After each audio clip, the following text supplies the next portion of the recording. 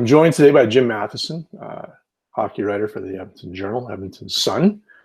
Welcome back, Maddie. It's been a while since we've communicated this way, or at least talked on video.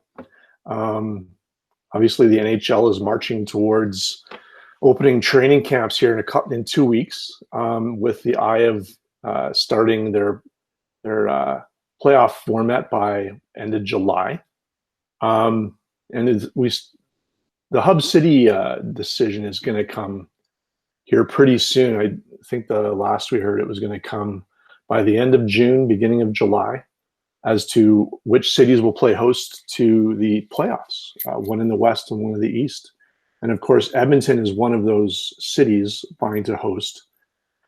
You know, it's been talked about a lot. I talked about it with Derek Van Diest a couple of weeks ago, and I don't think there's really anything all that difference, other than, we know some of the cities which are being considered, including Edmonton, Vancouver, Toronto, and Vegas. And the Columbus had been one of the cities being considered, but they were dropped from consideration.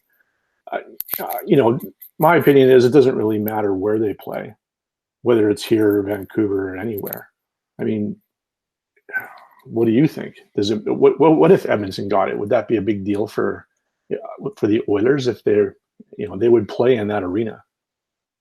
Well, Vancouver's out now, apparently, because their health minister doesn't want she thinks the COVID numbers are great. She doesn't want to risk players getting sick if it's in Vancouver. So it's Edmonton, Toronto, and Las Vegas, I think, are the three finalists. I don't know why they would want to go to Las Vegas, because it's COVID is raging, in Arizona, California, Vegas. You've got lots of people. But anyhow, the benefits to Edmonton, prestige for the organization, I guess, to say, okay, we've got 12 teams. We were picked, of a 31-team league. We're one of the teams that's going to host a play-in and a playoff round.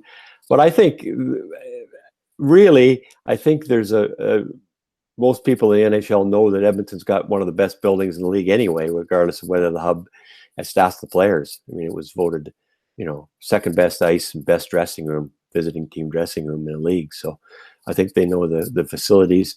I don't think there's any, the spinoff, the economic spinoff is minimal. If all the team is staying at the JW Marriott, that's a U.S. owned chain hotel. The money's going to the U.S. You would obviously get some people working at the hotel would be needed, but you wouldn't need many workers at the rink if it's empty and there's no fans. And if you're a fan, you can't see the players. They're like in this bubble. So I don't know what the real benefit to Edmonton, apart from the prestige for the organization, to say, yeah, they got the hub in Edmonton and one hub somewhere else. Toronto and Edmonton make the most sense to me. An Eastern-based team in Toronto, where Sportsnet's head offices are for TV, that would work perfectly. And the Eastern time zone would work better for the times of games than, say, Edmonton and Las Vegas, where the games would be shown back east awfully late at night. Yeah, and I brought this up with Derek a couple of weeks ago, but is there any consideration on the television broadcasting side of things, particularly in the States where NBC holds the rights? Having it hosted in at least one of the hubs in a U.S. city, just a mindset of the viewer down in the U.S. if they're trying to attract as many viewers as possible. Obviously not everybody's heard of Edmonton if you're talking about viewers from the U.S., but I think almost everybody can relate to Vegas. I don't know if that makes any difference.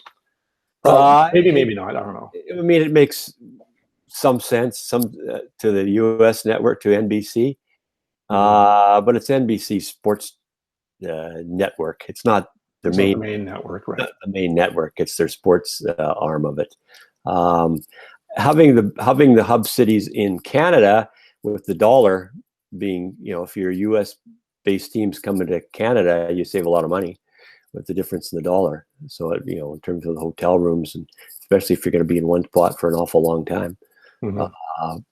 So that's a very, to be honest, every day, you wake up and you say, oh man, there's a surge somewhere else. Or, few weeks ago Toronto was terrible. Now I read this morning, Toronto hardly had any COVID cases in Ontario, rather.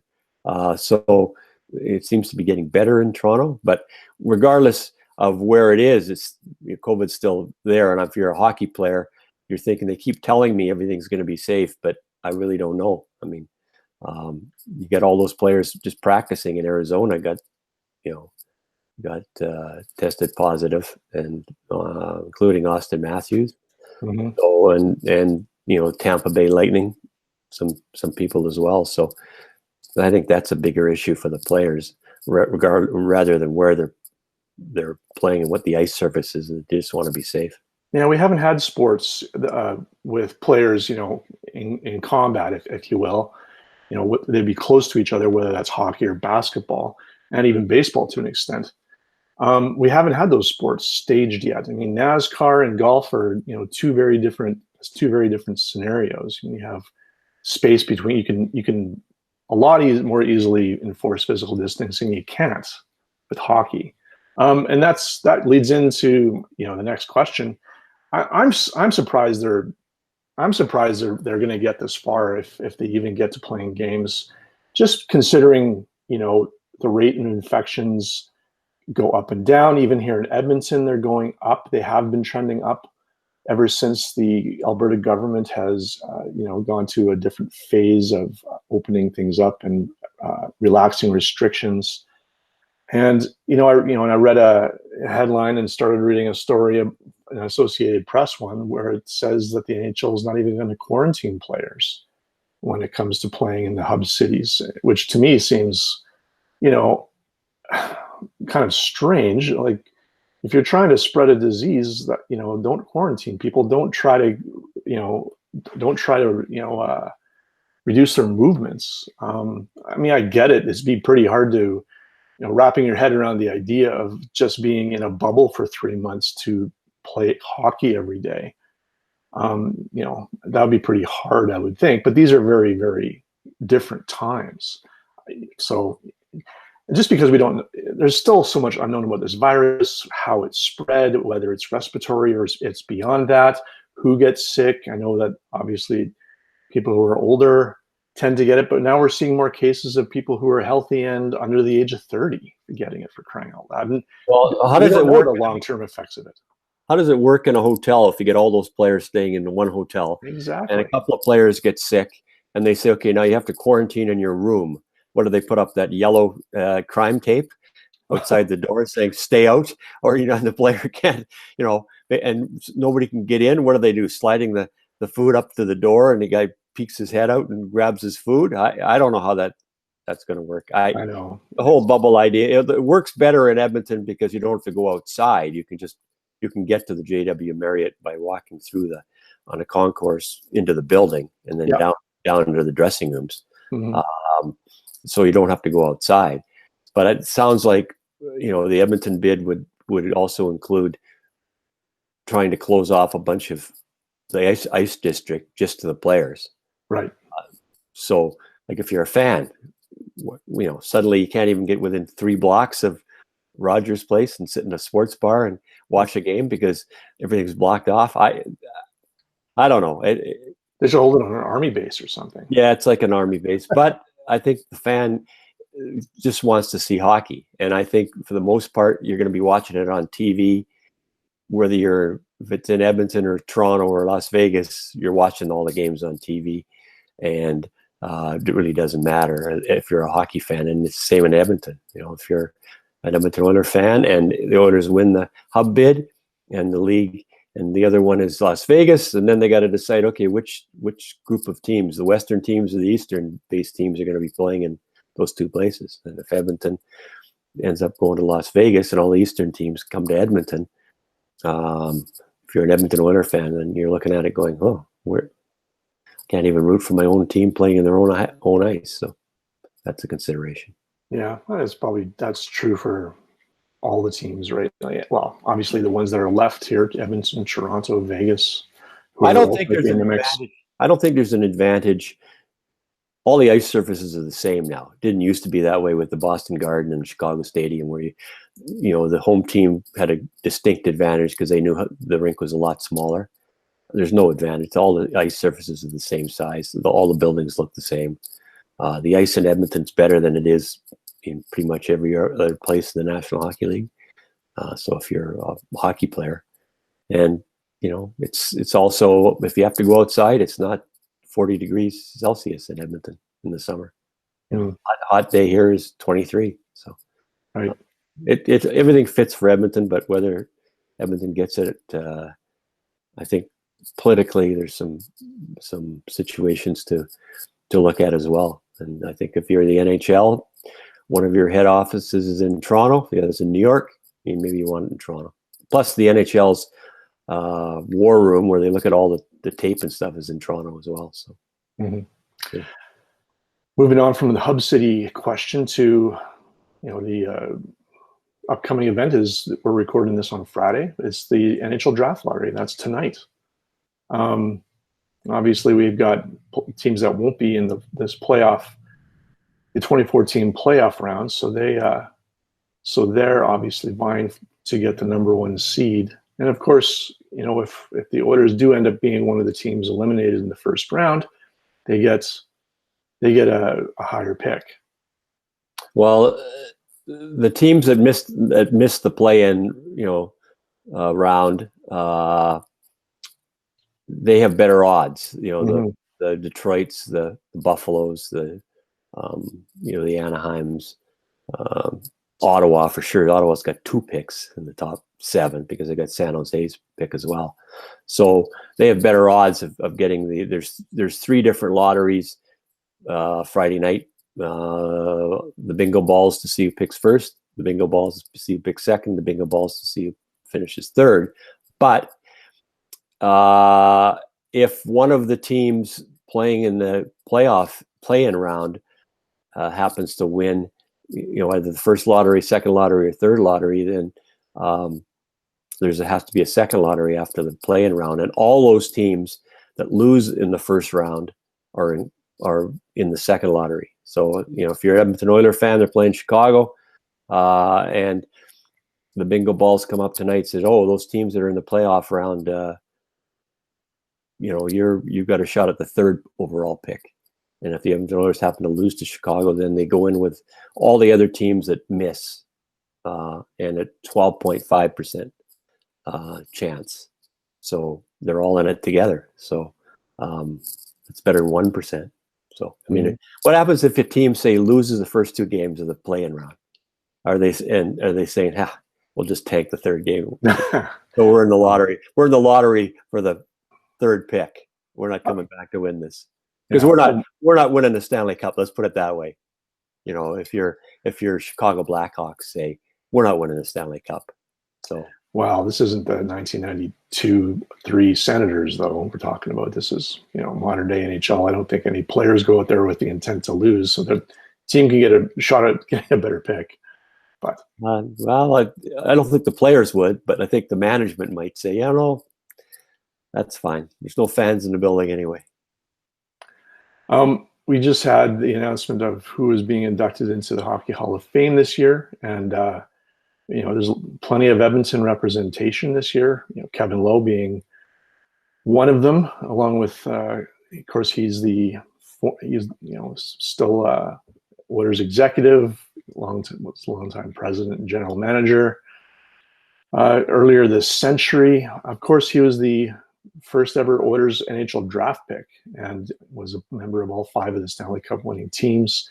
Plus, he won a cup with the Rangers, so he has 6 over his 20-year career. Ken Holland, the current GM, was another inductee, will be inducted for his work with the Red Wings and their Stanley Cup teams from 25 years ago. And of course, Jerome McGinley, St. Albert native, played his minor hockey here, and of course was a Calgary Flame. But Kevin Lowe, he's been eligible for, I don't know, how long has he been eligible for? Almost 20 decades. 2 decades. Almost 20 years. I mean, obviously, not everybody gets in every year. They only have so many spots. But he is, he's the first Oiler to have be honored this way since, who was it? Glenn Sather was the last time? No, Glenn Sather was 97, I think. Was he? Oh, was it that long ago? Yes. Okay, it's been a few years, but I don't know. I think Glenn Anderson was the last Oiler to get inducted. Okay, so it's been at least a dozen years since the last time, I would say, we've had somebody inducted. Are you surprised that Lowe got in? If you're looking at his stats, yes. If you're looking at what he brought to the table, no. And what people don't, the whole thing with the voting on the Hockey Hall of Fame is weird anyway. It's all secret. It's not like the Baseball Hall of Fame where they release the vote and here's the 3 guys that got in, or here's the 2 guys that got the 75%, and here's 6 guys that came close. Okay, they don't ever do that. They never tell you who came close. They just say, okay, these guys are in, and it's behind closed doors. And you need 14 votes out of 18 on the selection committee, and you have to be nominated that year by somebody on the selection committee. And from what I understand, this year, only 6 players were nominated, of which 4 got in, and I think the other ones were Keith Tkachuk and Daniel Alfredson and maybe somebody else. So there's you can say, okay, where's Theo Fleury? Well, he didn't get nominated. Where's Alexander McGillney? Well, he didn't get nominated. From what they got nominated, and I think the selection committee looked at their body of work over some of the guys who just got nominated and said, I think maybe it's time we got some of these older players in, because next year you're going to have the Sedins. You're going to have, Rick Nash, I think, in Henrik Zetterberg's in next year. So, it tightens every year. And I think the problem for most people is what defines a Hall of Famer? A great player. There's a lot of the Hall of the very good, and I think that's a lot of people think that's what Kevin Lowe was, just the very good. But I think on the Edmonton Oilers team, I think he was every bit as valuable as some of the other players. Certainly as valuable, I would say, as Glenn Anderson was, playing with Mark Messier. And I think, as Mark Messier said, he was the adult in the room. And Lanny McDonald said he was the leader of the pack. And I think that's somewhat true. And I think that when there was only a minute left in the game, you wanted Kevin Lowe on the ice, and you're up by a goal, you wanted Kevin Lowe on the ice to protect that lead. So, and that's why they won. So, someone's trying to call you. Yeah. There we go. Okay. Well, Kevin Lowe, obviously all his teammates have a lot of really, his former teammates from the 80s have a lot of, obviously they say all these things about him, his role and his contribution. It's pretty clear he was a glue guy, if not the glue guy. If you had to identify one guy, it was him. But these days when I'm stuck in my house and the only person I get to talk to on a regular basis is my 12-year-old son, who has his nose in hockey and sports books all the time. And I said to him, Eric, what do you think? Do you think Kevin Lowe should be in the Hall of Fame? And he instantly said, I think he should. And, we go back and we look at, try to find comparables, because he played on a, 5-time Stanley Cup team, arguably the last dynasty team there was in the NHL. Pittsburgh in the 90s probably came close. They probably should have won another 1 or 2 if Mario had stayed healthy. But, you can't, it's hard to compare the dynasty type teams because you're not going to go back before the 67 expansion. So you have a relatively limited pool of teams to choose from. You look at the Montreal Canadiens of the 70s, and I don't know. If Serge Savard can be in the Hockey Hall of Fame, I think Kevin Lowe can. Serge Savard did win a Conn Smythe Trophy, but he arguably a similar type player. They're different teams, different eras. Serge Savard played 15 years, and he played with, arguably 2 different Canadiens teams. But I think if Savard can be in there, so can Kevin Lowe. Well, the teams that win have lots of players in the Hockey Hall of Fame. Mm-hmm. You could look at the New York Islanders of the day and say, okay, well, Bossy, Trottier, and Potvin, absolutely, they should be in the Hockey Hall of Fame. But Billy Smith made it. Okay, he won a lot of Stanley Cups, but he only won 300 games in the NHL. Curtis Joseph won 450 games in the NHL, can't get in. Clark Gillies got in. He played on the line with Bossy and Trottier. The Montreal Canadiens teams, Guy Lapointe's in. Mm-hmm. I don't think Guy Lapointe was as good a player as Serge Savard, but Guy Lapointe's in. So I think the teams that win Stanley Cups, the pool of players that are looked at as Hall of Famers is certainly wider, and the light shines brighter on some players, as it did in the Montreal days with Guy Lafleur. But Jacques Lemaire made it, and why not? He won a whole pile of Stanley Cups. So I think the pool is bigger, and I'm never going to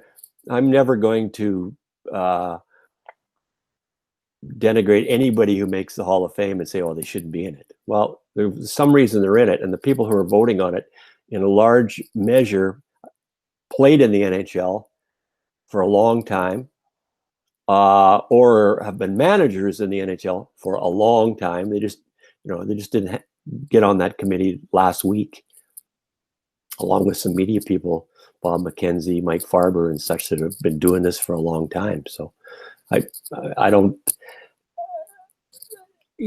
have a problem with Kevin Lowe making it. I think Theo Fleury should be in the Hockey Hall of Fame. I'm kind of unsure as to why he's not, and I know off the ice he had his issues, certainly towards the end of his career. But if Martin St. Louis is in the Hockey Hall of Fame, he won a Hart Trophy and put up lots of points, but so did Theo Fleury, and Theo Fleury played a much different game than Martin St. Louis in a different era where the players were bigger and nastier, and he always went into the battle. And you ask any Edmonton Oilers player about Theo Fleury, and it's 2 thumbs up, and they played against him, so he should be in. So I don't have a problem with it. Well, the offshoot of it is that now they can retire Kevin Lowe's number. Mm-hmm. They wouldn't retire any numbers unless you're in the Hockey Hall of Fame as NHL players anyway. And now his number 4 can be retired. Don't know when that would be, but it can go up there. And Chris Russell will have to take it off his back if they do it next year. Thinking about Kevin Lowe, and obviously he's being inducted as a player, and so we're talking about what he did on the ice. But obviously he's been tied to the franchise since the very beginning. Up there with Wayne Gretzky in a lot of ways. But Lowe's been with the franchise almost his entire career, except for those few years in New York. And he came back to the Oilers to finish, and then stepped right into coaching role, and then succeeded Sather as the general manager. I mean, he's done an awful lot. Whether and obviously fans love him and hate him, right? Obviously, he was the boss. They hate him. I've never. Obviously, it doesn't matter. But it's been 40 years he's been associated with the Oilers. Like who else has been with the Oilers that long? Nobody. I mean, Wayne Gretzky got traded and then had a career. A career in LA. 5 minutes in St. Louis, and then 3 years, I think, in New York. Mark Messier played all those years in Edmonton, but also played in New York and also played in Vancouver. Yari Curry played in LA, he played in Colorado, played in New York. But Kevin Lowe, when you're the first player ever picked by the Oilers, let's put it this way, and you play 1,250 games and another 214 in the playoffs, that's almost 1,500 National Hockey League games, and more games than any other Oiler player. I think there's a pretty good chance you should certainly have a chance at the Hockey Hall of Fame. And they'll get his number retired now, his number 4, as it should be. And that was an awfully good draft pick by the Edmonton Oilers in 1979, when in a year when if you go down that roster of players in 1979 in the first round, some outstanding WHA players, and Ray Bourque was got picked, I think, 8th.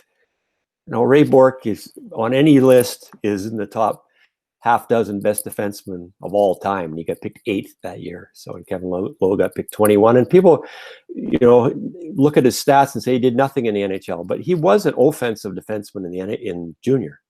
He had 173 points in 201 games in junior. Mm-hmm. And at the beginning of the Oilers, beginning of the NHL, as soon as Paul Coffey came, Paul Coffey became the offensive defenseman on the Oilers. So, he did all the other stuff. So I don't have a problem with it, but I'm a little more biased. And I know the fan of today thinks that all I care about is the Oilers back in the 80s, but they did win back in the 80s. And the fan does not like Kevin Lowe as a general manager. And there's a large segment of fans, how can they retire his jersey? They'll be booing him at the rink because of his general manager's role. And no matter how many times you tell him, they retire his jersey for what he did on the ice, not what he did off the ice. And and Kevin was the general manager when they got to the last Stanley Cup final in 2006, and then after that, he was like a lot of general managers. He became loyal to a lot of players, and he signed some players to maybe longer contracts than he could have. Rewarded them for what they did, and the organization wasn't so good after that. But he's in the Hockey Hall of Fame for what he did as a player, not what he did as a manager. And I think people forget that he put the team together in 2006 and almost won the Stanley Cup. Mm-hmm. And I was going to say, the Theo Fleury, I agree with you. I think he should be in the Hockey Hall of Fame. For much, I guess some of the same reasons as Kevin Lowe. But obviously, you're talking about his on-ice exploits. He's a 50-goal scorer. He was the captain of the Flames. After their great run there through the 80s and early 90s. But he scored 50 goals, like I said. He played on 2 Olympic teams. He was a star player. And just how he got there. I mean, obviously what happened to him as a junior player with Graham James and all that came out well after his career was over. But just thinking about all the obstacles Theo Fleury had to overcome to get to that level and make it. And it's still an ongoing story for him. Obviously, he wrote a book a few years ago on fire that, obviously, explained a few things to, the average Joe.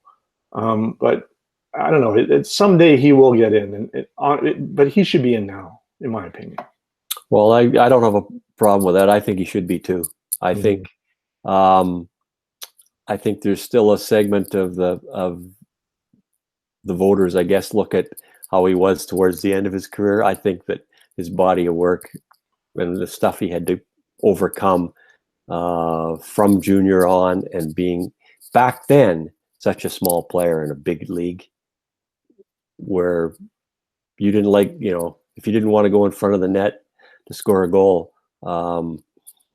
you were in a lot of trouble. And when you did go there, you were even more trouble because of, getting cross-checked and beat up and stuff. So he's a Hall of Famer for me, and every day. But there's so many players that aren't in, and you're looking at it going, okay, Curtis Joseph, awful lot of wins. Mike Vernon won the cup twice. Two different teams. Won the cup twice. Jeremy Roenick got a whole pile of points as a player. There's, Rod Brind'Amour was a very good player. Alfredson was a very good player. Pierre Turgeon's got 1,300 points, isn't it? Mm-hmm.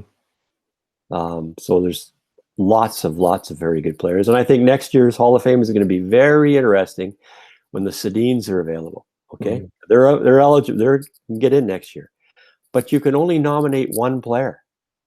A selector can only nominate. You can't nominate them as a tag team. So somebody else somebody's going to have to say, okay, I'll take Henrik.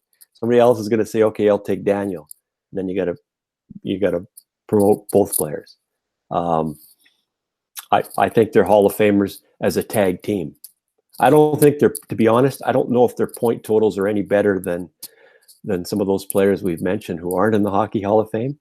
but they were unique because they were brothers, and that they played that way for their whole career. So they will get in the Hall of Fame, I think.